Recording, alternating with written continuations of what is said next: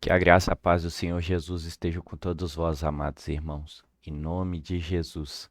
Senhor Deus, nós queremos neste momento, Pai, nos reunirmos junto a Ti. Nós sabemos que o Senhor já é conosco, o Senhor já está presente sobre as nossas casas, sobre as nossas vidas, sobre as nossas famílias.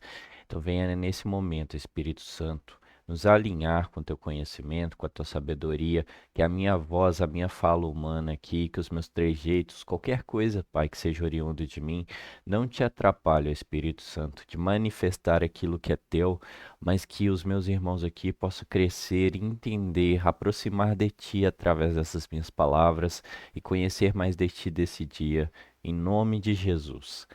Meus queridos, mais uma vez venho aqui compartilhar com vocês um conteúdo da parte do Senhor, daquilo que Ele tem compartilhado comigo, que eu sinto no coração de trazer para vocês. Inicialmente, vamos ler aqui a palavra, e aí na sequência a gente vai meditar sobre algo que o Espírito Santo tem compartilhado comigo nesses dias.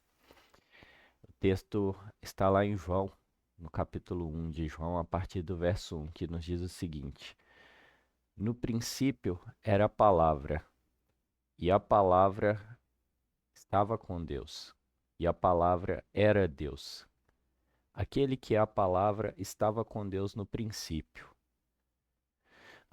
Todas as coisas foram feitas por intermédio dele. Sem ele, nada do que existe teria sido feito. Nele estava a vida, e esta era a luz dos homens. A luz brilha nas trevas, e as trevas não a derrotaram. Surgiu um homem enviado por Deus chamado João. Ele veio como testemunha para testificar acerca da luz, a fim de que por meio dele todos os homens crescem.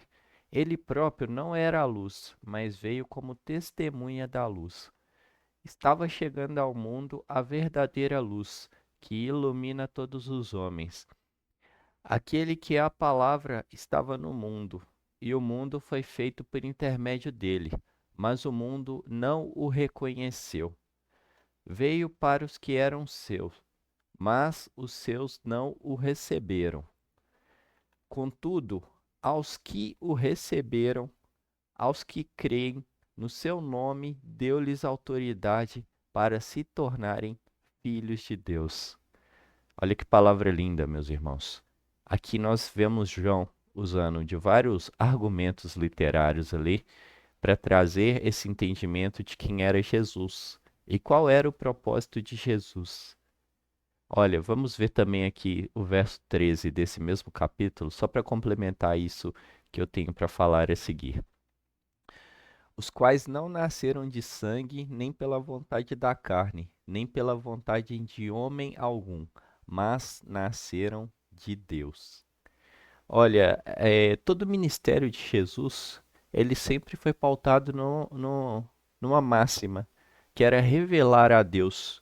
Cristo, o termo Cristo, que significa ungido ou enviado por Deus, ele tinha esse propósito, que era restaurar, resgatar a humanidade a essa presença do Pai, trazer de volta esse consenso, esse entendimento que nós perdemos ali quando Adão pecou, quando nós fomos destituídos da graça de Deus, que era exatamente entender que o Cristo veio para restaurar o relacionamento de pai e filho. Ele veio para nos tornar novamente filhos de Deus. Como a gente pôde observar aqui no verso 12, contudo, aos que o receberam, aos que creram no seu nome, deu-lhes a autoridade de se tornarem filhos de Deus. E é isso que nós temos para debater aqui hoje, é isso que eu tenho para trazer para vocês hoje. Ele nos deu essa autoridade, ele nos deu o poder, ele nos deu a condição de nos tornarmos filhos de Deus, de novamente sermos restaurados a este lugar de filhos de Deus.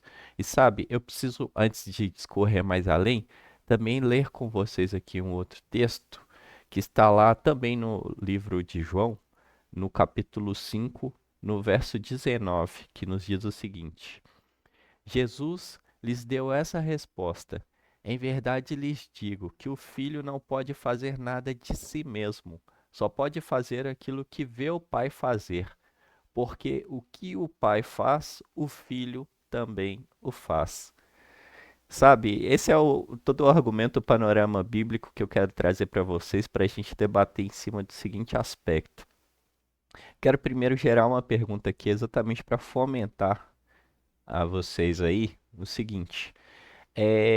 Boa parte das pessoas hoje tem acompanhado aquela série lá, o The Chosen, onde o ator ali que está atuando como Jesus Cristo, ele se chama Jonathan Roumie.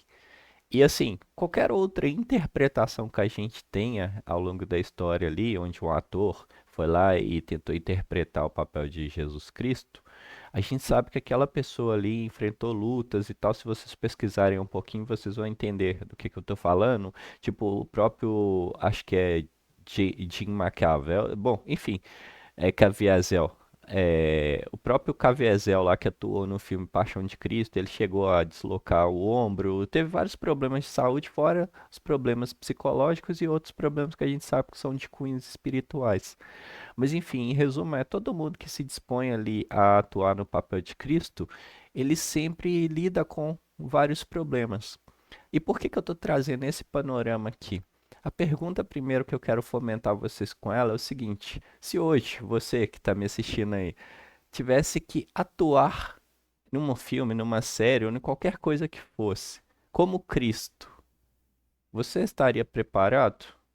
Você estaria apto para assumir esse papel? Você entende que você poderia estar ali hoje atuando nesse papel?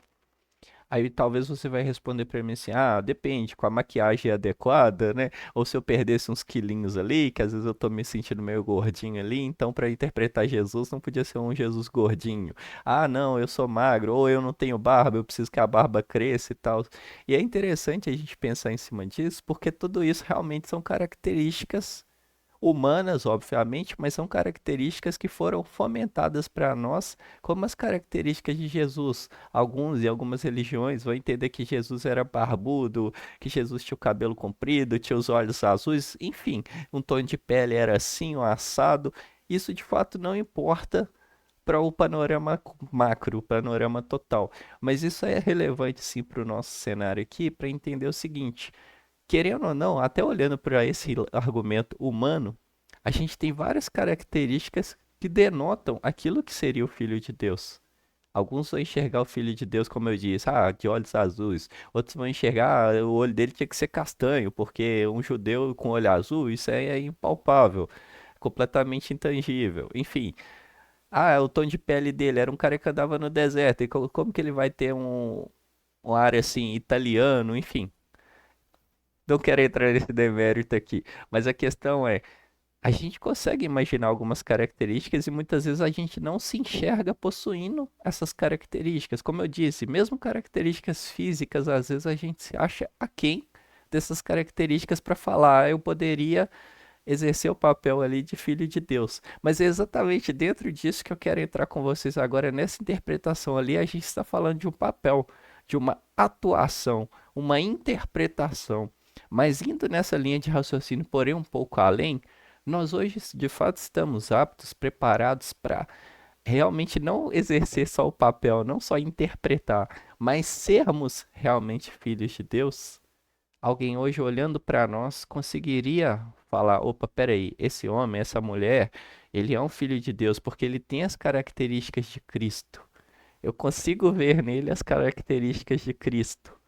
E é fundamental isso para a gente entender exatamente o texto que eu li recentemente, porque assim, se não são características físicas, se todos nós, né, temos a possibilidade de sermos chamados filhos de Deus, e Jesus nos diz isso lá através de João, naquele verso 12, onde todos os que crerem no seu nome e crerem que ele foi enviado por Deus se fizeram, ele lhes deu o poder de serem chamados filhos de Deus. Tá, legal. Então, se eu já entendi que vai ter gente que é filho de Deus que é mais gordinho, outros são mais magrinhos, um vão ter barba, outros vão ser sem barba, um vai ter o olho escuro, outro vai ter o olho claro. Se não são características físicas, o que que faz com que uma pessoa, o que que torna aquela pessoa caricata a se passar pelo Filho de Deus? Quando eu falo se passar, não dissimuladamente, mas literalmente ter as características que a tornam filho de Deus. E aí, voltando mais uma vez para o nosso texto bíblico, a resposta de Jesus, porque quando eles lhe questionaram, né? se ele era realmente filho de Deus, o que ele tinha para fazer com que ele realmente fosse filho de Deus, porque ele estava falando ali abertamente que ele era filho de Deus. Então a resposta de Jesus para aquele povo foi o seguinte: em verdade lhes digo que o filho não pode fazer nada de si mesmo, só pode fazer o que vê o pai fazer, porque o meu pai faz, porque o que o pai faz, também o filho faz, também faz o filho. Entendem?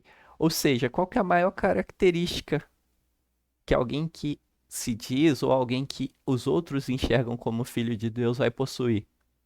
As obras de Deus. É fazer exatamente aquilo que Deus faz.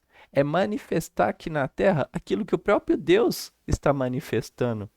Como eu disse, não são características físicas, não é você ter uma boa eloquência porque Jesus era eloquente. Não é literalmente andar de sandália porque Jesus andava de sandália. Não é comer as comidas que Jesus comia, mas é fazer o que a gente vê o Pai fazendo. A gente hoje tem parado para analisar, para enxergar, para ver Deus fazendo, Deus agindo e falar: Senhor, eu quero ser como o Senhor. Sabe, pegando uma outra analogia aqui. Hoje em dia eu não sei se a gente experiencia isso mais. Eu não tenho convivido com crianças, sendo bem honesto, então não tem essa dinâmica para poder pontuar para vocês.